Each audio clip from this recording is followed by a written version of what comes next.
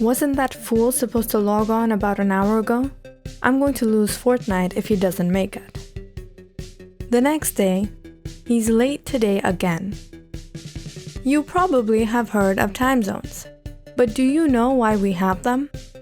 If not, let's just take a few minutes to go back to elementary school science class. If anyone asked you what you learned in school today, not enough. That's why we have to go back again tomorrow. We aren't as lucky as the sun, who didn't need to go to school. He already had 1,000,000 degrees. This video is meant to be for Earth dwellers, so if you're a Martian watching this, your time might be a little different. As for us Earthlings, let's learn a little about our Earth. The Earth spins on an imaginary pole called its axis. Every 24 hours, the Earth makes one complete rotation, which we call a day. Imagine the sun as a flashlight shining at the Earth. Only a part of the Earth would receive sunlight, while the opposite side of the Earth would remain in darkness. As Earth rotates, different parts of the Earth receive sunlight, which results in day and night. So from wherever you are on the Earth, you will see the sunrise when the Earth rotates into sunlight, and when the Earth rotates out of sunlight, you will see the sunset. To just have one time zone, it would be pretty confusing. If we had one time zone, noon would be in the middle of the day in some locations, while it would be morning or evening, or the middle of the night in other places. Since the Earth enters and exits sunlight at different times, we need to use different time zones. Or maybe we have different time zones because of all the different watches we have. Rolex produces 800,000 watches a year. Imagine all the different time zones now. Just kidding, that's absurd. That's why we never listen to anything a clock says. They will only give you secondhand information. Before clocks were invented, people used to keep time in various methods. Some of the earliest measuring devices were sundials, which told time based on the sun's position in the sky. Before the 19th century, people didn't travel too far from their homelands, and so cities and towns throughout the world would have their own local times, and their system worked for a while.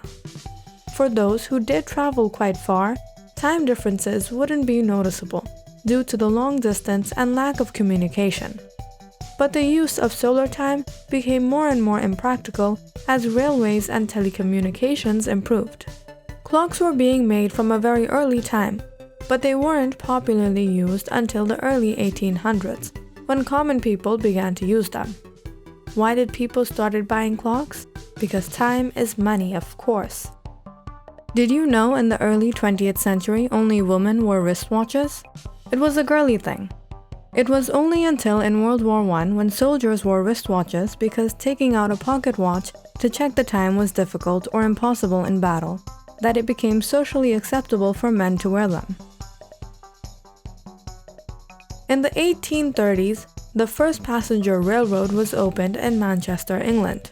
Trains would run according to the sundial at each station where they arrived, but this made it very difficult to calculate the arrival and departure times. The clocks just weren't working anymore. They needed a hand. Soon the railway companies campaigned for a single universal time zone to be used across the country, which was set in Greenwich, London, and was adopted as Greenwich Mean Time. Across the pond, in United States, people were experiencing similar issues. In the 1800s in America, almost every city used a different solar time, so there would be more than 300 local solar times to choose from. Railroad managers eventually established 100 railroad time zones, but it didn't solve the issue.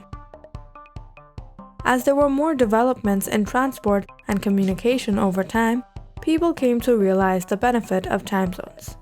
The International Meridian Conference was held in Washington, D.C. in October 1884. The group of scientists developed a way to divide the world into different time zones. First, they all dropped a clock into a flask, and soon they found a timely solution. They studied the Earth's movements in order to make a time zone map. As the Earth spins on its axis, it moves about 15 degrees every 60 minutes, and after a full rotation, it would calculate to 360 degrees. Scientists then used this information to divide the Earth into 24 sections, each section being a time zone measuring 15 degrees wide longitudinally. A proposal was adopted that set a prime meridian for longitude and timekeeping. It was decided that this prime meridian should pass through the Greenwich Observatory. The prime meridian is the imaginary line that divides Earth into two parts, the eastern and western hemisphere. As people had already informally recognized the Greenwich Mean Time, it was chosen to be 0 degrees longitude by a vote of 22-1 at the International Conference. Greenwich Mean Time, GMT, was established as the world's time standard, and all time zones in the world refer back to GMT on the prime meridian. As you move west from Greenwich, every 15-degree time zone is an hour earlier than GMT, and as you move east from Greenwich, each time zone is an hour later. With different time zones, no matter where you live on the planet, your noon is going to be the middle of the day, while your midnight will be in the middle of the night. So let's take, for example, if Richard lives in Charlotte, North Carolina, and Aaron lives in Madrid, Spain, they are 6 time zones apart. Charlotte is 5 time zones to the west of Greenwich, which would mean GMT minus 5. And Madrid is 1 time zone east of Greenwich, which is GMT plus 1. So, say if Aaron wants to play Fortnite with Richard, he would have to wait till midnight, 12 a.m., to play with Richard, who would just be having his dinner at 6 p.m. Now, what about the month of March on Sunday mornings, when 60 minutes just vanish from the clock and then reappear in November every year? Yeah, that's daylight saving time. Something we love in November but hate in March, especially for people who live in Seattle. Daylight saving time means an extra hour of rain. Daylight saving time was introduced as an emergency measure in World War I to save fuel and make better use of the working day. Daylight saving time is most useful to those who live farther from the equator, where daylight hours are longer in the summer than they are in winter. In places closer to the equator, daylight hours and nighttime hours are nearly the same throughout the year. Currently, there are 70 countries that participate in daylight saving time, but they do not all follow the same schedule.